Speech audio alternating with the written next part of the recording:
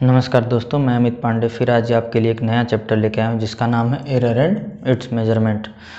तो ये डिप्लोमा के लिए बहुत ही इम्पॉर्टेंट चैप्टर है। इससे एक जो है क्वेश्चन ज़रूर पूछता है 5 नंबर का।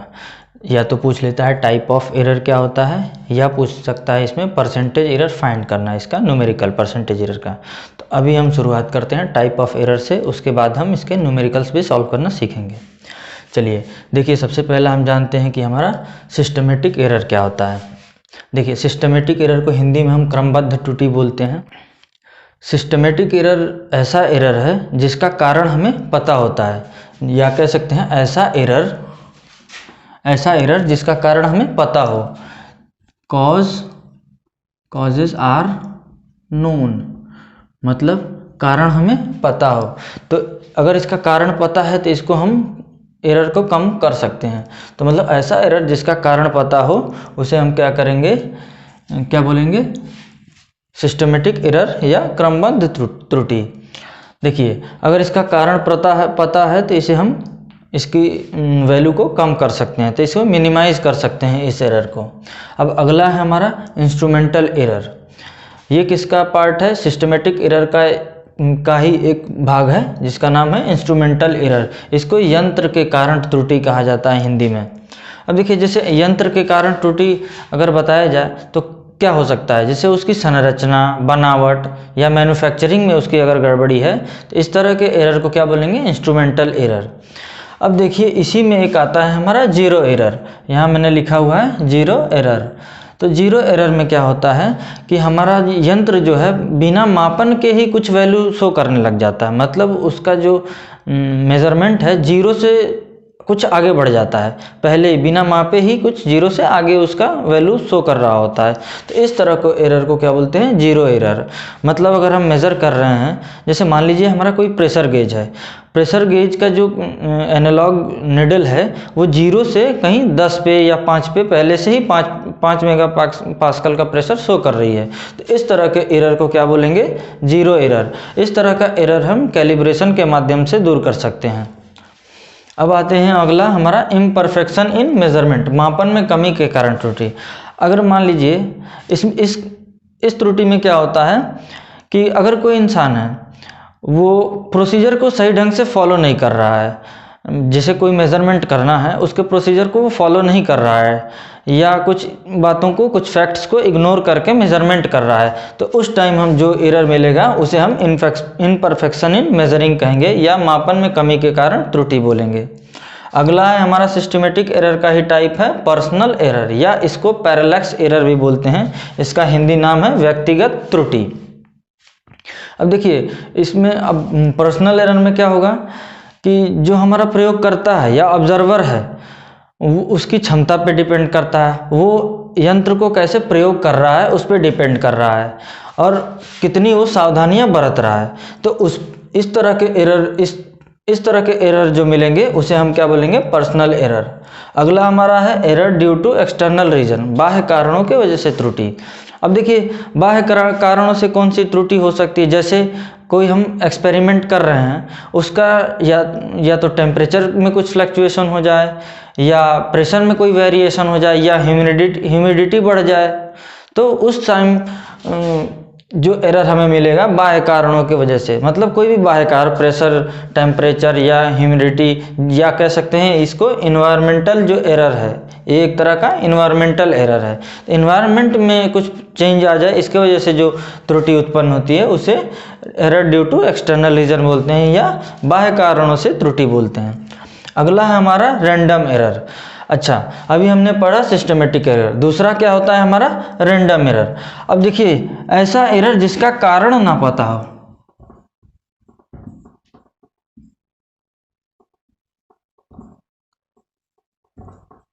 ऐसा एरर जिसका कारण ना पता हो, तो इस तरह के एरर को क्या बोलेंगे? हम रैंडम एरर बोलेंगे, या अनियमित त्रुटि बोलेंगे। जैसे अनियमित त्रुटि कैसे हो सकता है? मान लीजिए कोई हम एक्सपेरिमेंट कर रहे हैं और उस टाइम कुछ फ्लक्चुएशन हो रहा है, जो हमारा वोल्टेज है उसमें अचानक से कुछ फ्लक्चुएशन हो जाए, या एक्सपेरिमेंट के समय ही कुछ टेम्परेचर अचानक से बढ़ जाए या घट जाए इन्वायरमेंट का, तो इस तरह को क्या बोलेंगे, रैंडम एरर। इसका कारण हमें पता ही नहीं चलेगा कभी कि क्या हुआ था, तो इसलिए इसे अनियमित त्रुटि बोलते हैं। अगला है हमारा ग्रॉस एरर, जिसे स्थूल त्रुटि बोलते हैं। अब देखिए, इस तरह का एरर हमेशा ही ऑब्जर्वर के असावधानी के कारण होता है। जैसे हमारा कोई ऑब्जर्वर है, कोई प्रेक्षक है, वो क्या कर रहा है, हमारा कोई एक्सपेरिमेंट कर रहा है, तो उस टाइम वो क्या कर रहा है, रीडिंग लेने में, कैलकुलेशन ऑफ रीडिंग, या रीडिंग को नोट करने में, या कह सकते हैं रीडिंग को नोट करने में,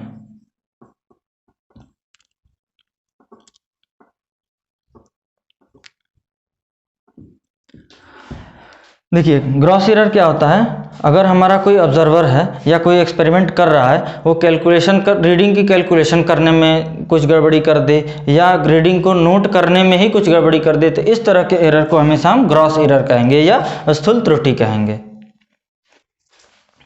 देखिए हमारा अगला एरर है एब्सोल्यूट एरर, या इसको बोलते हैं हिंदी में निरपेक्ष त्रुटि। देखिए इसमें क्या होता है, ये क्या होता है, हमारा जो ट्रू वैल्यू है और जो हमारी ऑब्जर्व्ड वैल्यू है उसके डिफरेंस को बताता है। एब्सोल्यूट एरर क्या होता है, ट्रू वैल्यू और हमारी ऑब्जर्व्ड वैल्यू के डिफरेंस को बताता है। तो ऐसे ही जिसे देखिए मैंने लिखा है, absolute error is equal to true value minus observed value. मान लेते हैं ट्रू वैल्यू हमारा, एब्सोल्यूट एरर को हम शो करते हैं डेल ए से। तो अगर ट्रू वैल्यू हमारा ए एम है, मान लीजिए ए आई हमारा जो ऑब्जर्व्ड वैल्यू है, तो मान लीजिए पहली बार हमने एब्सोल्यूट एरर निकालना है, एक्सपेरिमेंट कर रहे हैं, कई बार अगर हम एक ही एक्सपेरिमेंट को कर रहे हैं तो निकालना है अगर हमको एब्सोल्यूट एरर, तो क्या करेंगे, हम पहले जो ट्रू वैल्यू है उसमें से हम जो ऑब्जर्वेशन आया हुआ है हमारे, वो माइनस कर देंगे, तो हमारा एब्सोल्यूट एरर मिल जाएगा। वैसे ही हम n टाइम्स अगर करते रहेंगे तो एब्सोल्यूट एरर उसका फाइंड कर लेंगे। चलिए अब आते हैं हमारा मीन एब्सोल्यूट एरर। जो हमारा एब्सोल्यूट एरर आया है उसी का हम मीन निकाल दें, हर ऑब्जर्वेशन का मीन निकाल दें, मतलब जो हमारा एब्सोल्यूट एरर आया है उसका हम मीन निकाल लें, तो उसी को क्या बोलेंगे, मीन एब्सोल्यूट एरर। देखिए पहली बार में आया था डेल A1, फिर डेल A2, ऐसे डॉट डॉट करके डेल AN तक, n एक्सपेरिमेंट तक, और n से डिवाइड कर दिया, इसका मीन निकल गया, तो ये हमारा क्या हो गया, मीन एब्सोल्यूट एरर हो गया। अगला हमारा आता है रिलेटिव एरर। अब देखिए रिलेटिव एरर क्या होता है, जो मैंने लिख दिया है पहले से इसमें, the ratio of mean absolute error to the mean value is known as relative error. मतलब जो हमारा मीन एब्सोल्यूट एरर है उसका और हमारी मीन वैल्यू का जो रेशियो है वही हमारा क्या होता है, रिलेटिव एरर। इसको हम फ्रैक्शनल एरर के नाम से भी जानते हैं। देखिए हमारा फ्रैक्शन के फॉर्म में है, इस वजह से हम इसको फ्रैक्शनल एरर के नाम से भी जानते हैं। इसको अपेक्षित त्रुटि बोलते हैं हिंदी में। अगला हमारा है परसेंटेज एरर या प्रतिशत त्रुटि, जो ही बहुत इंपॉर्टेंट है, यही हमारा न्यूमेरिकल में काम आएगा, यही बार बार पूछा जाएगा। प्रतिशत त्रुटि क्या होता है, रिलेटिव एरर को ही अगर हम परसेंटेज निकाल देते हैं, रिलेटिव एरर का ही हम परसेंटेज अगर निकाल देते हैं तो वही हमारा क्या हो जाता है, परसेंटेज एरर या प्रतिशत त्रुटि। अब देखिए प्रतिशत त्रुटि को कैसे शो करते हैं,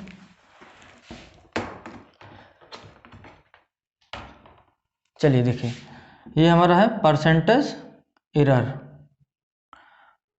परसेंटेज एरर को लिखना होगा तो क्या होगा, क्या लिखेंगे, मैंने क्या बताया, रिलेटिव एरर का ही परसेंटेज निकाल देंगे, तो del AM upon A mean into 100। तो ये क्या हो गया, हमारा परसेंटेज एरर का फॉर्मूला हो गया। चलिए अब आगे हम निकालेंगे कि कोई भी फिजिकल क्वांटिटी अगर जुड़ी हैं या सब्ट्रैक्ट हुई हैं या मल्टीप्लिकेशन हुआ है या डिवीज़न हुआ है तो उसका परसेंटेज एरर कैसे फाइंड करेंगे, तो ये हम आगे सीखते हैं।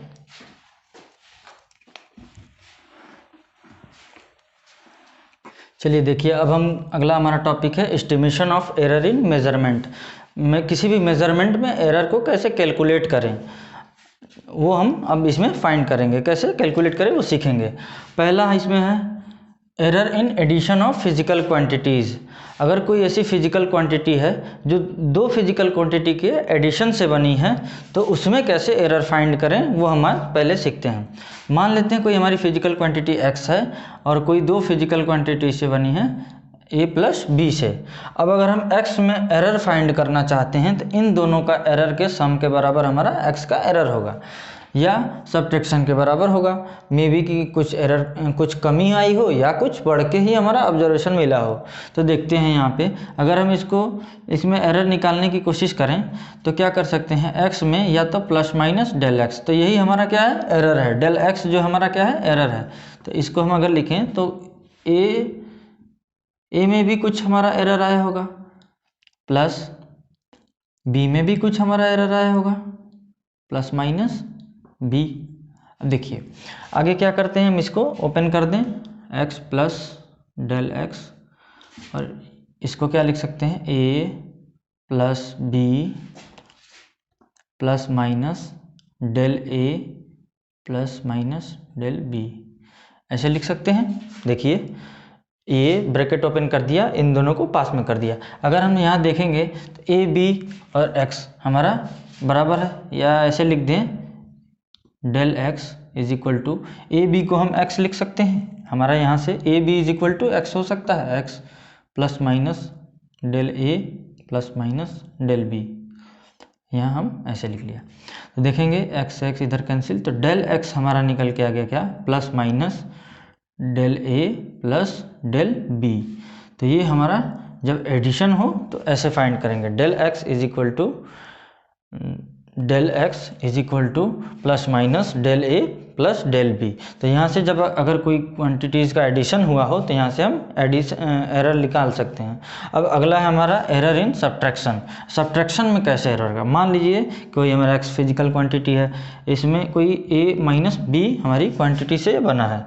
तो अगला हम इसमें एरर निकालने की कोशिश करें तो x को क्या लिख सकते हैं, वैसे जैसे पहले किया हमने, x plus minus del X. अगर इसको सॉल्व करेंगे तो a plus minus del a minus b plus minus del b। इसको भी अगर हम सॉल्व करें x plus minus del x, तो यहाँ से क्या आएगा, a minus b plus minus del a plus del b। अगर इसको देखते हैं, सॉल्व करते हैं तो यहाँ से हमको क्या मिलेगा, देखिए ये क्वांटिटी और ये क्वांटिटी बराबर है, यहाँ से x is equal to minus A B, तो x ये इसको x लिख सकते हैं तो दोनों तरफ कैंसिल हो जाएगा। तो यहाँ भी डेल x आ गया क्या हमारा, plus minus del a plus del b। तो यहाँ भी हमारा वही मिल गया। अब अगला हम चलते हैं error in product of physical quantities.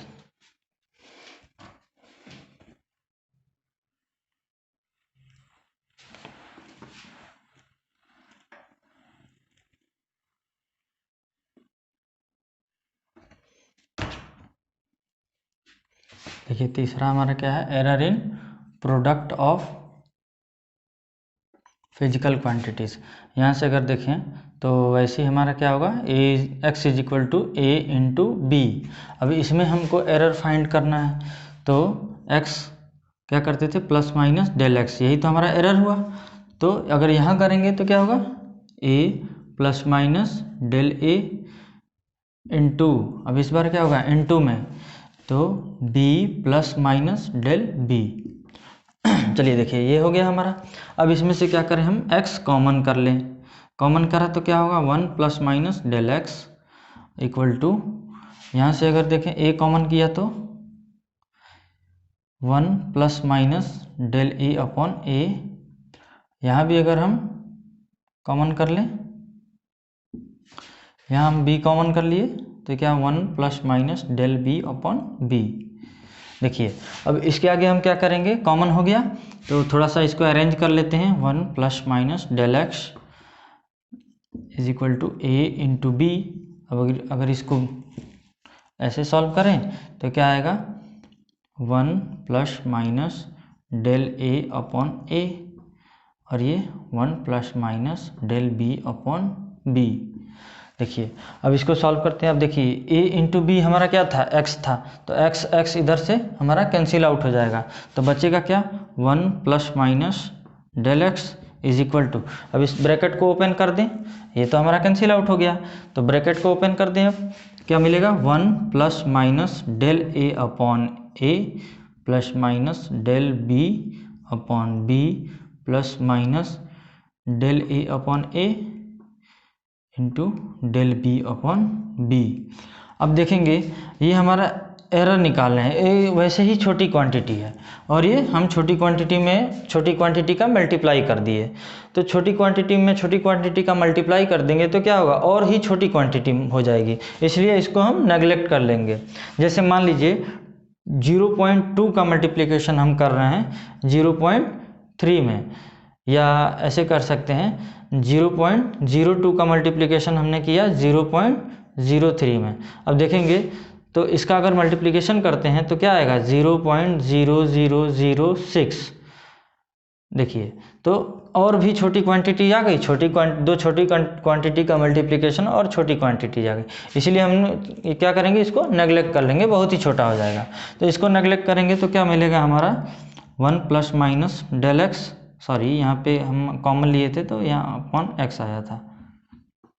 अब देखिए तो डेल एक्स अपॉन एक्स, तो क्या आया यहाँ पे 1 प्लस माइनस डेल ए अपॉन ए plus minus del B upon B. देखिए तो अब यहाँ से हमारा 1 1 कैंसिल आउट हो जाएगा, इधर क्या बचा del x upon x is equal to del A upon A plus, या यहाँ पे हम plus minus del B upon B. तो यहाँ से हमको ये मिल गया, तो यहाँ इस बार हमको क्या मिला है, रिलेटिव एरर, या इसी को कहते हैं फ्रैक्शनल एरर। देखिए फ्रैक्शन के फॉर्म में है, तो यहाँ से हमको क्या मिला, फ्रैक्शनल एरर या रिलेटिव एरर मिला। चलिए अब अगला चलते हैं, प्रोडक्ट वाला निकल गया। अब हम आते हैं कि हमारा अगर डिवीजन होगा तो क्या होगा। चलिए इसको मिटाते हैं।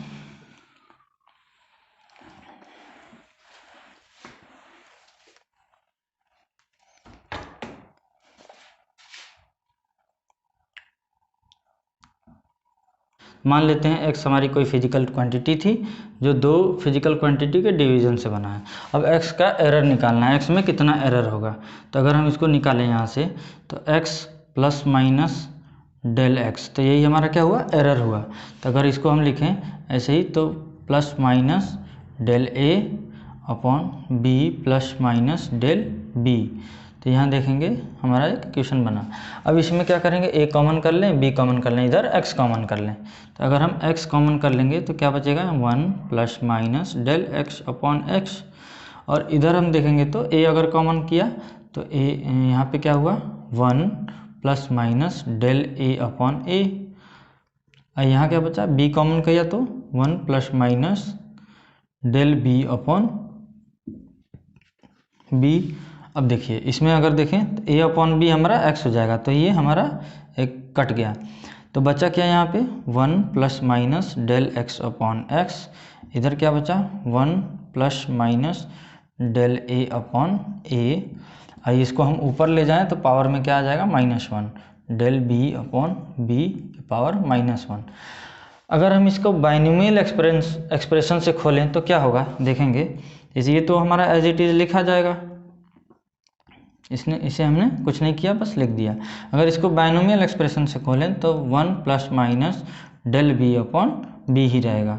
तो यहाँ से अगर हम इसको देखें तो 1 डेल एक्स अपॉन एक्स, तो यहाँ अगर इसको सॉल्व करते हैं तो क्या आएगा 1 plus minus del x upon x is equal to 1 plus minus del A upon A plus minus del B upon B plus minus del A upon A, और क्या हुआ into del B upon B. अब देखिए दो छोटी quantities तो ये हमारी क्या होंगी, नेगलेक्ट हो जाएंगी। तो फिर से देखिए 1 से 1 हमारा माइनस हो जाएगा, तो इधर क्या बचेगा del x upon x is equal to plus minus del A upon A plus del B upon B. तो यहाँ से हमको हमारा एक मिल के आ गया, कैसे एरर फाइंड करेंगे। तो ये हमारा डिवीज़न के लिए भी हो गया हमारा, ये फोर्थ था हमारा डिवीज़न के लिए। अब अगले पे हम चलते हैं पावर वाले के लिए। पावर अगर हो तो कैसे कैलकुलेट करेंगे।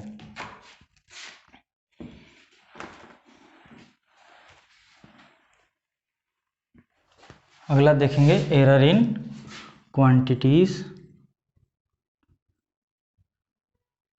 Raised by power.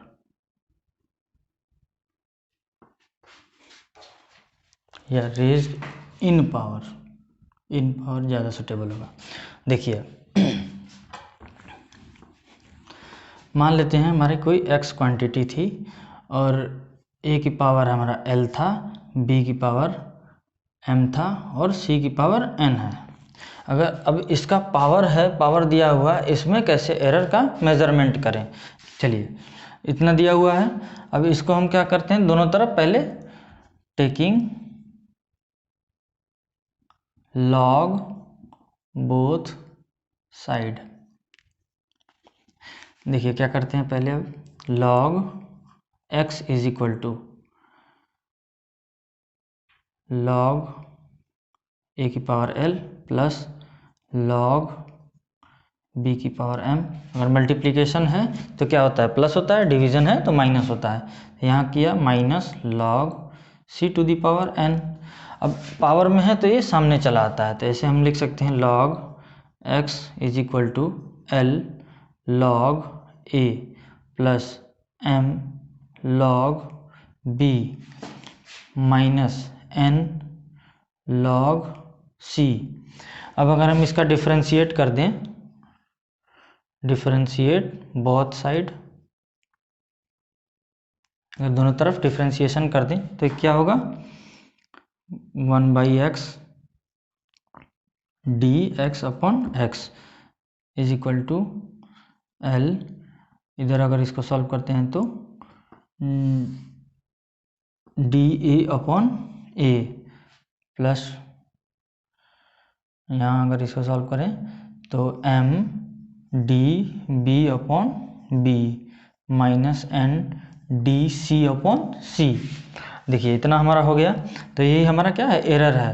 तो del x upon x is equal to l del a upon a plus m del b upon b। अब देखिए अगर इधर हम प्लस माइनस ले लें तो ये क्या हो जाएगा, प्लस, तो क्या हो गया n del c upon c। तो ये हमारा एरर इसका भी निकल आया पावर वाली क्वांटिटीज़ का। अब अगला हम चलते हैं कैसे कैलकुलेट करेंगे परसेंटेज एरर को। इतना समझ में आ रहा होगा आपको। और अगला हम परसेंटेज एरर कैलकुलेट करना सीखेंगे, जो कि बहुत ही ज़्यादा इम्पॉर्टेंट है। चलिए मैं इसको मिटाता हूँ और आगे के टॉपिक पे बढ़ता हूँ, जिसका नाम है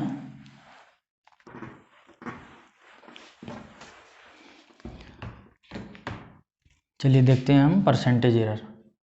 तो percentage error is equal to क्या होता था, del x upon x into 100। तो ये हमारा क्या निकला, परसेंटेज एरर का फार्मूला हो गया। अगर मान लीजिए किसी मेजरिंग इंस्ट्रूमेंट से मेजरमेंट के बारे में दिया हुआ हो तो उस टाइम परसेंटेज एरर पूछा हो, तो हमारा परसेंटेज एरर का फार्मूला क्या होगा, percentage error is equal to होगा least count of measuring instrument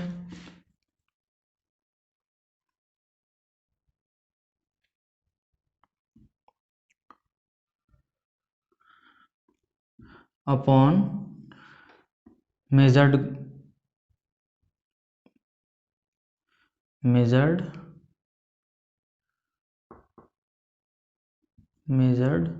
quantity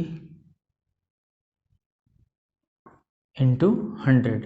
तो यहाँ से हमारा क्या निकल जाएगा, परसेंटेज एरर। एक ये फार्मूला हो गया।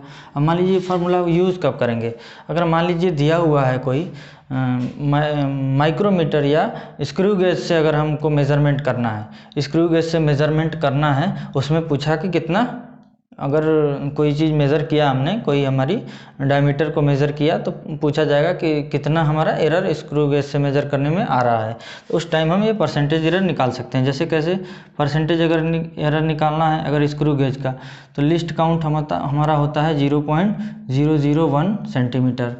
अगर कोई हमारा डायमीटर मेज़र हुआ है तो हमारा डाया लिखेंगे यहाँ, जो डाया मेज़र हुआ होगा इनटू 100 कर देंगे, तो हमारा क्या परसेंटेज एरर निकल आएगा। अगला क्या है, किसी एक्सपेरिमेंट में परसेंटेज एरर कैसे निकालते हैं, तो percentage error is equal to क्या होता है, प्रामाणिक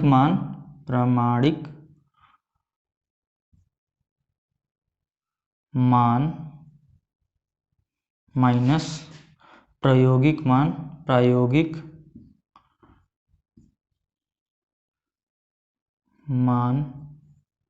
बटे क्या प्रामाणिक मान गुणे 100। तो यहाँ से हमारा परसेंटेज एरर निकल जाएगा। तो हमने देखा कि हमको 3 तरीका से परसेंटेज एरर निकालने का मैं फार्मूला बताया। अगर कोई ऐसे निकालने को दे दे कोई फार्मूला में, या मास दे दी, डेंसिटी दे दिया और उसका परसेंटेज एरर पूछा, तो इस फार्मूले से निकलेगा। अगर कोई मेजरिंग इंस्ट्रूमेंट के बारे में दे दे तो ये फार्मूला यूज़ करेंगे। अगर कोई हम एक्सपेरिमेंट में कोई एरर फाइंड करना है तो ये हमारा फार्मूला से यूज़ हो जाएगा। चलिए मैं इस पे बेस्ड आपको कुछ न्यूमेरिकल्स करा देता हूँ, जिससे आपको पता चल जाए कि क्या क्या हमारा किस तरह से क्वेश्चन पूछा जा सकता है और कौन कौन से क्वेश्चन पूछे गए हैं। अब मैं जो आपको न्यूमेरिकल कराऊंगा वो सारे बीटी बोर्ड में पूछे गए न्यूमेरिकल होंगे, इसलिए बहुत ध्यान से आप लोग देखेंगे, और हो सकता है कि इन्हीं न्यूमेरिकल्स में से कोई एक न एक न्यूमेरिकल आ जाए, और हर बार एक न्यूमेरिकल में एरर मेजरमेंट से आता ही आता है, तो हो सकता है कि आपको इन्हीं न्यूमेरिकल्स में से मिल जाए। तो बहुत ही इंपॉर्टेंट है। अगर नहीं भी इसके में मिलता है तो हूबहू नहीं मिलता है, तो डेटा चेंज करके इसी टाइप के न्यूमेरिकल आपको जरूर मिलेंगे, कोई दूसरा न्यूमेरिकल नहीं होगा। इसमें जितने तरह के न्यूमेरिकल बन सकते हैं उतने तरह के न्यूमेरिकल मैं आपको कराऊंगा। चलिए हम आगे बढ़ते हैं, अगला टॉपिक हम पढ़ते हैं। अच्छा, कुछ हम जान लेते हैं कुछ इंस्ट्रूमेंट के लिस्ट काउंट के बारे में। जैसे पहला हमारा है मीटर स्केल, तो मीटर स्केल का लिस्ट काउंट होता है 0.1 सेंटीमीटर। ये हमारा क्या है, लिस्ट काउंट।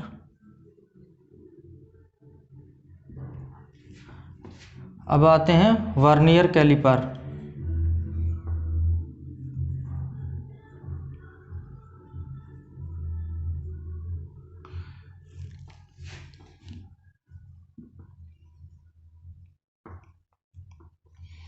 अब क्या है हमारा अगला, स्क्रू गेज।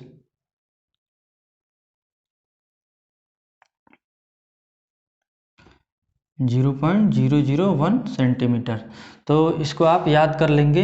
हो सकता है न्यूमेरिकल में वर्नियर कैलिपर से मेजरमेंट दिया हो, परसेंटेज एरर पूछा हो, पर इसका लिस्ट काउंट ना दिया हो, तो आपको याद होना चाहिए, तभी आप न्यूमेरिकल कर सकते हैं। तो मैंने आपको तीनों का लिख दिया है। बेसिकली इन्हीं तीनों से पूछा जाता है बार बार क्वेश्चन, तो इससे ज़्यादा आपको नहीं ज़रूरत होगा जानने की। 3 इंस्ट्रूमेंट का याद कर लीजिए, बाकी आपको सारे न्यूमेरिकल्स इसके हो जाएंगे। चलिए अगला हम अपने टॉपिक पे चलते हैं, हम आपको न्यूमेरिकल बताते हैं।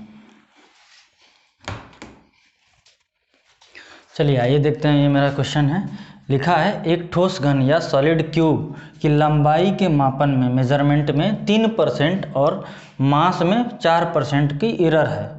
ठीक है, कोई एक हमारा सॉलिड क्यूब है जिसकी लेंथ में 3% का और मास में 4% का एरर है, और पूछा क्या है, डेंसिटी के मापन में अधिकतम कितनी एरर होगी या घनत्व के मापन में कितनी एरर आएगी। चलिए अब हम इसको सॉल्व करते हैं। देखिए, तो हम जानते हैं डेंसिटी इज इक्वल टू होता है mass upon volume, rho is equal to mass upon volume. तो यहाँ से इसको लिख सकते हैं mass upon l cube, volume क्या होता है एल क्यूब। तो यहाँ से अगर ये फॉर्मूला हमें मिल गया, अगर हम डेंसिटी में एरर निकालें तो del rho upon del into 100 करें तो ये हमारा परसेंटेज एरर निकल जाएगा। या हमको सिर्फ एरर पूछा है तो हम ऐसे निकाल लेंगे डेल रो अपॉन रो। तो इज इक्वल टू, अभी मास के लिए करेंगे तो डेल एम अपॉन m, यही क्या दिया हमारा 3%, इतना इंटू 100, ये हमारा क्या है 3%, इसका भी 100, तो ये हमारा कितना दिया है 3%। ये प्लस क्या, अगर डिवाइड भी होता था तो प्लस आता था हमारा ये, लेकिन क्या होता था यहाँ 3 लिखा जाता था। और क्या लिखेंगे यहाँ पे, del l upon l into 100, तो यही हमारा पूरा दिया हुआ है क्या 3% और 4%।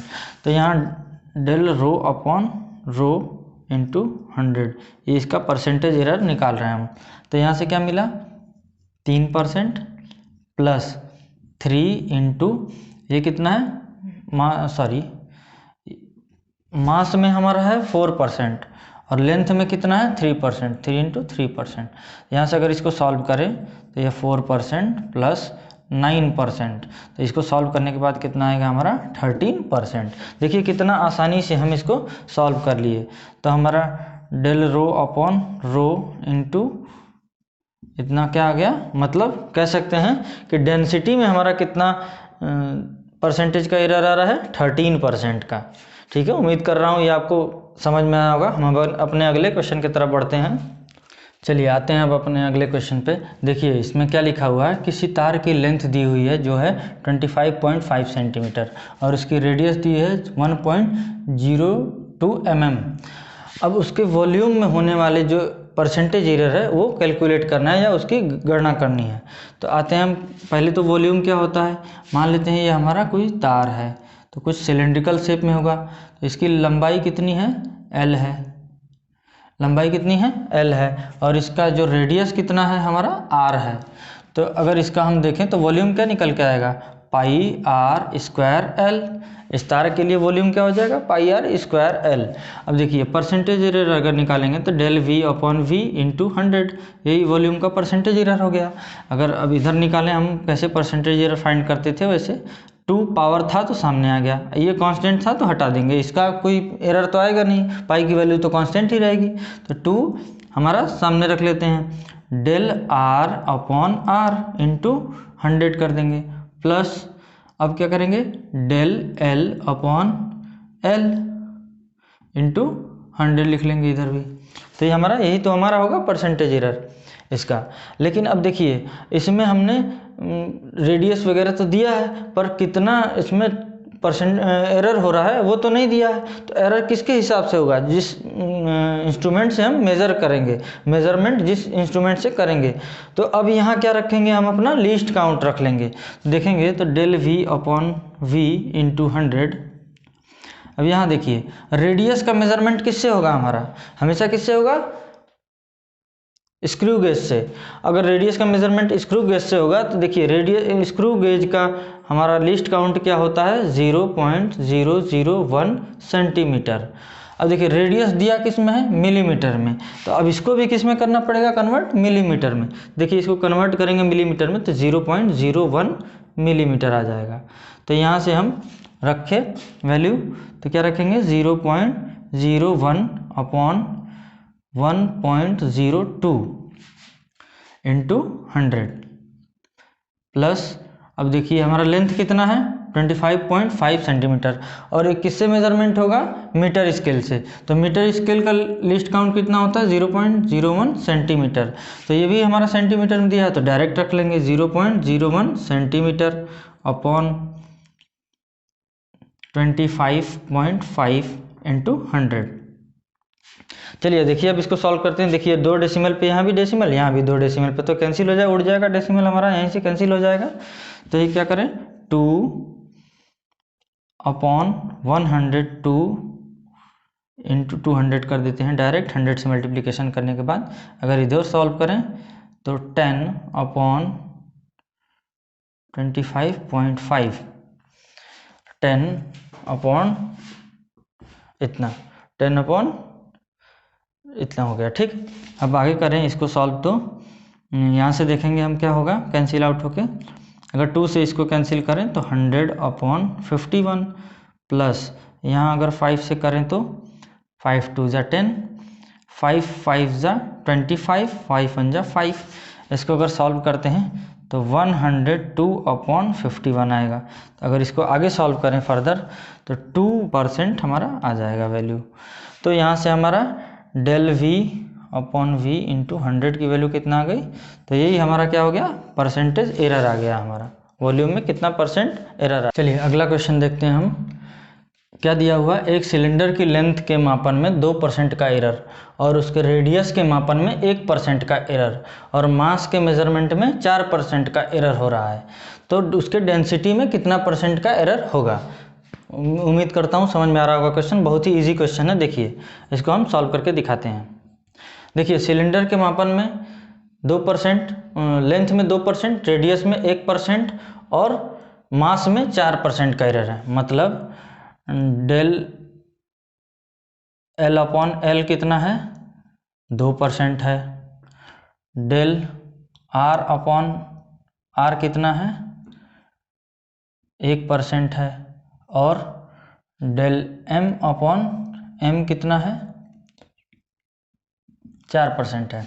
अब देखिए इसके घनत्व में पूछा है कितना परसेंट का एरर आएगा, तो सबको पता है density is equal to mass upon volume होता है। अब एरर इसका फाइंड करना है, तो एरर कैसे फाइंड करेंगे, del rho upon rho into 100 और मास को लिखेंगे, सॉरी पहले यहाँ एक चीज़ और देख लीजिए, तो रो इज इक्वल टू मास और सिलेंडर है तो वॉल्यूम कितना हो गया, पाई आर स्क्वायर एल। पिछले क्वेश्चन में भी बताया था वॉल्यूम कितना हो गया, पाई आर स्क्वायर एल।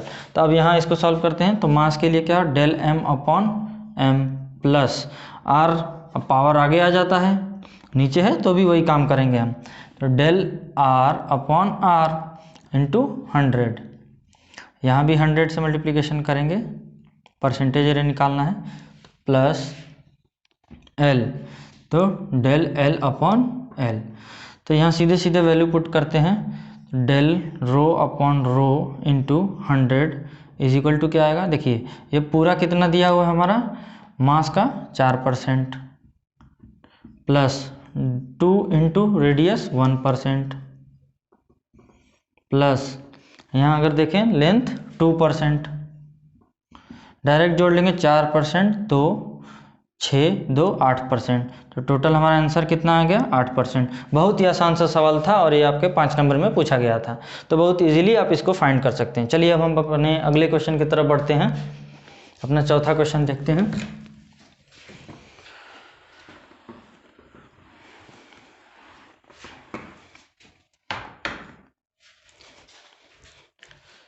चलिए आइए हम अपना अगला क्वेश्चन देखते हैं। देखिए क्या दिया हुआ है, एक सरल लोलक या इसको बोलेंगे इंग्लिश में सिंपल पेंडुलम का टाइम पीरियड मतलब आवर्तकाल, सूत्र मतलब formula T is equal to 2 pi under root L upon g से व्यक्त किया जाता है।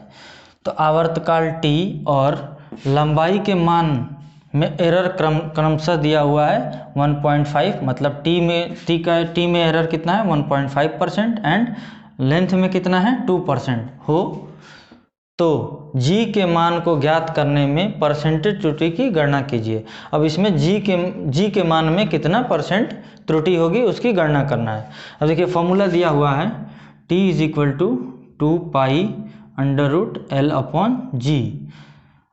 देखिए अब इसको अगर हम इसको सॉल्व करते हैं, तो अगर हम दोनों तरफ स्क्वायर कर दें, स्क्वायरिंग बोथ साइड, तो क्या आएगा टी स्क्वायर 4 पाई स्क्वायर ये एल अपॉन जी। तो यहाँ से जी को इधर ट्रांसफ़र करें तो G is equal to 4 pi square L upon T square. देखिए हमारा जी का फॉर्मूला इससे ये मिल गया। अब यही हमको इसमें परसेंटेज त्रुटि निकालनी है या परसेंटेज एरर निकालना है। देखिए क्या करेंगे, डेल जी अपॉन जी इंटू 100, यही तो हमारी परसेंटेज एरर होगा। देखिए तब कैसे सॉल्व करेंगे, तो 4 पाई का, तो 4 पाई हमारा कांस्टेंट है तो इसको तो लेते नहीं हैं, अब एल लेते हैं, del l upon l plus अब पावर जो होता है वो सामने लिख देते हैं और फिर टाइम पीरियड का ऐसे जैसे निकालते थे लिख लेंगे टी और पूरा का इंटू 100 कर लेंगे, या इसको ऐसे कर दें into 100 plus 2 del t upon t into 100।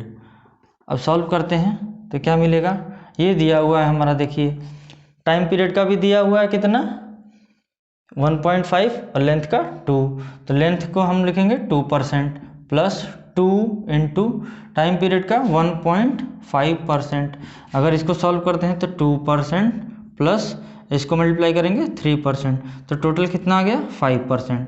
तो जी के वैल्यू में हमारे परसेंटेज एरर कितनी होगी 5%। तो ये बहुत ही इंपॉर्टेंट क्वेश्चन है, बार बार पूछा जाने वाला क्वेश्चन है। इस तरह के बेस्ड सवाल पूछ सकता है। मे भी कि इस बार दे दे कि टाइम पीरियड का दे दे, जी का दे दे, एल का पूछ ले, या एल जी का दे दे परसेंटेज, टी का पूछ ले। तो इसी को घुमा फिरा के पूछा गया है, तो इसमें परेशान होने वाली बात नहीं है। जो स्टेप हमने फॉलो किया अभी तक वही स्टेप हम आगे भी सॉल्व करते रहेंगे। किसी तरह का भी क्वेश्चन अगर घुमा फिरा के दे तो परेशान नहीं होंगे, सिंपली ऐसे ही सॉल्व कर लेंगे। तो इसको आप इंपॉर्टेंट कर लेंगे, जरूर देख के जाएंगे इस तरह के क्वेश्चन, ये बार बार पूछा जाता है। चलिए चलते हैं अपने अगले क्वेश्चन की तरफ। देखिए 5वां क्वेश्चन हमारा, एक वर्नियर कैलिपर का लिस्ट काउंट 0.01 सेंटीमीटर है। इसका प्रयोग करके एक गुटके की माप 10 सेंटीमीटर गुणे 5 सेंटीमीटर गुणे 5 सेंटीमीटर ली गई है। तो आयतन की अधिकतम संभावित त्रुटि की गणना कीजिए। उसके वॉल्यूम में जो मैक्सिमम एरर होगा उसका फाइंड करना है। तो हमारा पता है कि वॉल्यूम क्या होगा, length into breadth into height. कोई भी अगर क्यूबॉइड है तो उसका वॉल्यूम क्या होगा, length into breadth into height.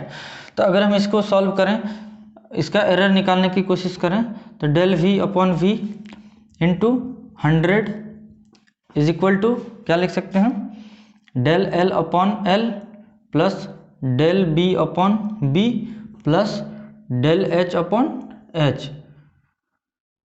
और जो परसेंटेज था सीधे एक बार में ही हम 100 से मल्टीप्लाई कर लिए। इस बार परसेंटेज एरर हमसे नहीं पूछा है, सिर्फ एरर पूछा है, मतलब डेल वी ही निकालना है। अच्छा, डेल वी निकालने के लिए हमको सबसे पहले वी की भी ज़रूरत पड़ेगी। तो सबसे पहले हम वी निकाल ही लेते हैं। यहाँ से 10 इंटू 5 इंटू 5, तो यहाँ से देखेंगे तो क्या आ जाएगा हमारा 250 सेंटीमीटर क्यूब, हमारा वॉल्यूम निकल गया। अब देखिए 10 100 से 100 दोनों तरफ कैंसिल हो गया, तो इधर से del v is equal to direct लिखते हैं यहाँ पे वी, इसको इधर ट्रांसफ़र कर दिया मैंने। और एल हमारा देखिए, अब हमारा लिस्ट काउंट दिया हुआ है कैलिपर का, डेल एल हमारा क्या होगा 0.01 सेंटीमीटर में है, ये भी सेंटीमीटर में, तो लेंथ की जगह हमने लिखा 10 प्लस, अब क्या किया हमारा डेल वी, तो 0.01, ये भी किससे लेंथ ही है, तो मेज़र किससे होगा, उसी वर्नियर कैलिपर से ही हम कर रहे हैं अभी। तो हमारा कितना आया 5 प्लस 0.01 अपॉन 5। चलिए अब यहाँ से हम डेल वी फाइंड करने की कोशिश करते हैं। यहाँ 0.01 कॉमन ले लें, वी की जगह हमने वैल्यू रखा और 0.01 कॉमन ले लिया, 0.01 कॉमन लिया। तो यहाँ से हम सॉल्व करेंगे तो 1/10 प्लस 1/5 प्लस 1/5 आया। तो अगर इसको आगे हम फर्दर सॉल्व करें तो del v is equal to 250 into 0.01 into, अगर इसको करें तो 10 और ये 5/10 आ गया। तो यहाँ से अगर इसको सॉल्व करते हैं तो ये हमारा कैंसिल हो गया, 5 2 ज़ा 10। तो देखेंगे तो डेल वी हमारा कितना आया 250, अगर इसको मल्टीप्लाई कर दें तो 2 अंक पे डेसिमल लग जाएगा और डिवाइडेड बाय 2, या पहले हम डिवाइड कर लेते हैं, तो 2 से इसको डिवाइड किया तो 2 1 ज़ा 2, 2 2 ज़ा 4 और 2 5 ज़ा 10। तो अगर इसको अगर हम सॉल्व करें तो क्या होगा 1.25। तो यहाँ से हमको पूरा परसेंटेज इसका एरर मिल गया, कितना होगा 1.25। तो हम देखेंगे कि हमारा इसके वॉल्यूम में कितना एरर है 1.25, कितना इजीली ये हमारा फाइंड हो गया। चलिए अब हम अपने अगले क्वेश्चन की तरफ बढ़ते हैं और ये हमारा इस चैप्टर का लास्ट क्वेश्चन होगा। और उम्मीद कर रहे हैं ये लेक्चर आपको समझ में आ रहा है। अगर आपको समझ में आ रहा है ये लेक्चर तो लाइक शेयर सब्सक्राइब जरूर करें मेरे चैनल को। और आगे बढ़ते हैं हम अगले सवाल की तरफ।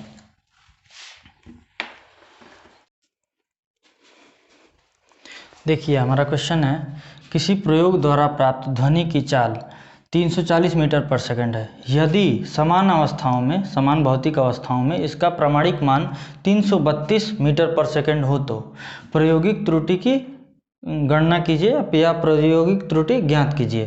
तो देखिए हम कैसे सॉल्व करेंगे इसको, चलिए हम इसको सॉल्व करते हैं। तो मैंने एक फॉर्मूला परसेंटेज एरर का तीसरा बताया था। देखिए तीसरा फार्मूला मैंने एक परसेंटेज एरर का बताया था, जो कि क्या होता था प्रायोगिक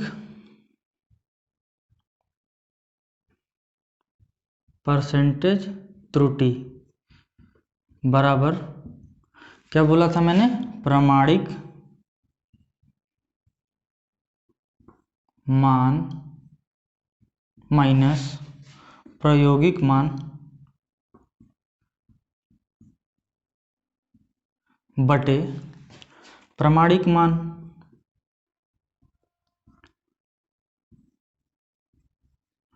गुणे 100। ये साइन हमारा शो करता है क्या, कि अगर जो बड़ा होगा, मान लीजिए हमारा प्रायोगिक मान बड़ा होता है तो प्रायोगिक मान में से प्रामाणिक मान घटाएंगे, अगर प्रामाणिक मान बड़ा है तो प्रामाणिक मान में से प्रायोगिक मान घटाएंगे। तो इस साइन से ये शो हो रहा है। तो ये हमारा फॉर्मूला था। तो अगर हम इसको सॉल्व करें, देखेंगे हमारा प्रामाणिक मान कितना है 332 माइनस, और हमारा प्रायोगिक मान कितना आया है 340 अपॉन प्रामाणिक मान 332 गुणे 100। देखिए कितना आसानी से निकल गया। तो 8/332 गुणे 100। तो इसको कैलकुलेट करेंगे तो कुछ आएगा हमारा 2.41। कितना आएगा 2.41%। तो देखिए कितना आसानी से निकल गया। यहाँ मेरा लेक्चर समाप्त हुआ, और अगले लेक्चर में हम कुछ और पढ़ेंगे, अपने अप्लाइड फिजिक्स फर्स्ट का कोई और भाग पढ़ेंगे। तो धन्यवाद।